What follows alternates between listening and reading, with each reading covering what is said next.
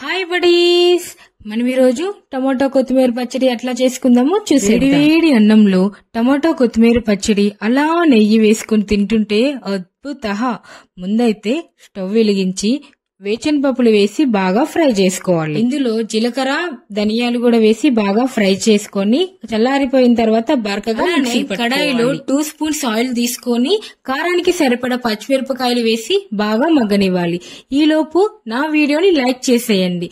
ఇది మగ్గిన తర్వాత 3 వెల్లుల్లిపాయలు కూడా వేసి మంచిగా ఫ్రై చేసుకోవాలి.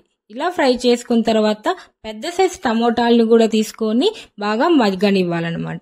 ఇలా మగ్గుతున్న 1 స్పూన్ పసుపు కూడా వేసి లాస్ట్ లో గుప్పెడంత కొత్తిమీరని తీసుకొని 1 నిమిషం పాటు మగ్గనిచ్చి చల్లారబెట్టుకోవాలి. వేడి చల్లారిన తర్వాత ముందుగా మనం ఏదైతే పౌడర్ ప్రిపేర్ చేసుకుందామో అందులో వేసి రుచికి సరిపడా ఉప్పును కూడా వేసి మిక్సీకి పట్టుకొని పక్కన పెట్టుకోండి.